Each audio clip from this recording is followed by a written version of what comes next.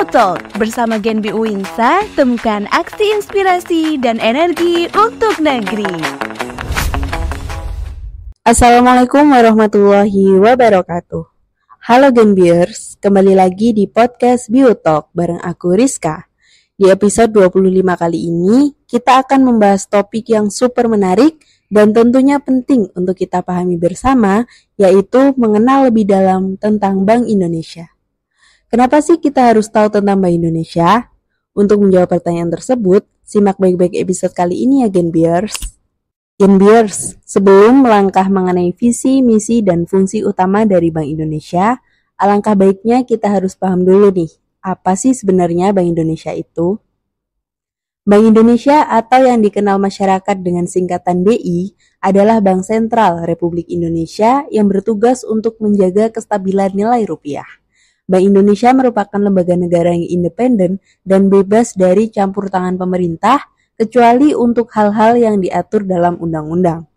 Sebagai lembaga negara yang independen, Bank Indonesia mempunyai otonomi penuh dalam merumuskan dan melaksanakan setiap tugas dan wewenangnya sebagaimana ditentukan dalam Undang-Undang Nomor 23 Tahun 1999 yang mana memberikan status dan kedudukan Bank Indonesia sebagai suatu lembaga negara yang independen dalam melaksanakan tugas dan wewenangnya, bebas dari campur tangan pemerintah atau pihak lain, kecuali untuk hal-hal yang secara tegas diatur dalam undang-undang tersebut.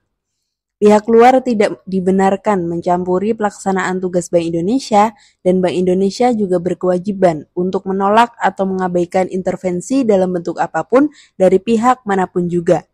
Status dan kedudukan yang khusus tersebut diperlukan guna Bank Indonesia dapat melaksanakan peran dan fungsinya sebagai otoritas moneter secara lebih efektif dan efisien. Status Bank Indonesia, baik sebagai badan hukum publik maupun badan hukum perdata, ditetapkan dengan undang-undang.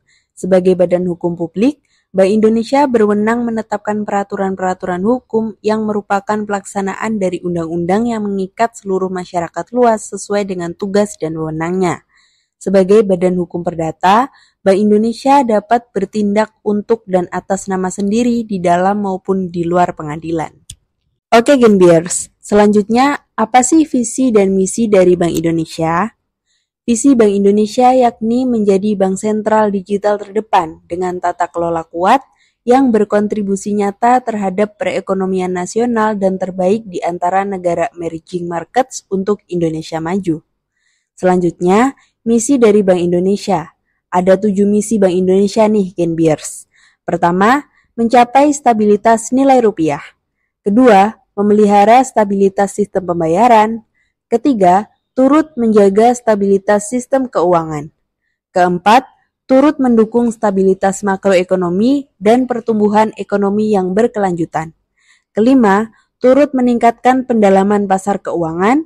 Keenam, turut meningkatkan inklusi ekonomi keuangan dan keuangan berkelanjutan baik secara konvensional maupun berdasarkan prinsip syariah. Dan ketujuh, mewujudkan bank sentral berbasis digital dalam kebijakan dan kelembagaan yang mengutamakan sistem tata kelola kebijakan dan kelembagaan Bank Indonesia yang baik dan profesional melalui pengelolaan organisasi dan sumber daya. Nah Genbiers, fungsi utama dari Bank Indonesia yaitu berkomitmen untuk senantiasa mencapai dan memelihara kestabilan nilai rupiah melalui pengelolaan bidang moneter, sistem pembayaran, dan stabilitas sistem keuangan. Pengelolaan ketiga bidang tersebut diimplementasikan melalui kebijakan yang dikeluarkan oleh Bank Indonesia dan dioperasikan melalui berbagai instrumen yang sesuai dengan bidang tugas terkait. Tugas utama dari Bank Indonesia tersebut berkaitan erat nih dengan 3 pilar utama dari Bank Indonesia. Pilar pertama, menetapkan dan melaksanakan kebijakan moneter. Pilar kedua, mengatur dan menjaga kelancaran sistem pembayaran, dan pilar ketiga, stabilitas sistem keuangan. Pilar pertama tercermin pada perkembangan laju inflasi, sementara pilar kedua tercermin pada perkembangan nilai tukar rupiah terhadap mata uang negara lain. Ketiga pilar tersebut perlu diintegrasi. agar tujuan mencapai dan memelihara kestabilan nilai rupiah dapat dicapai secara efektif dan efisien. Nah, Genbiers, itulah pembahasan kita kali ini mengenai mengenal lebih dalam tentang Bank Indonesia. Semoga setelah mendengarkan podcast BioTalk episode 25 kali ini, pertanyaan tentang kenapa sih kita harus tahu tentang Bank Indonesia sudah terjawab dari penjelasan aku ya, Genbiers.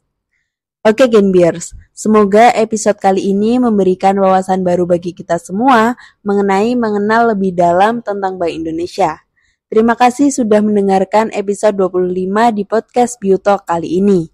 Jangan lupa untuk tetap update di episode-episode berikutnya dengan topik menarik lainnya. Aku Rizka, pamit undur diri. Wassalamualaikum warahmatullahi wabarakatuh. See you in the next episode, Genbiers.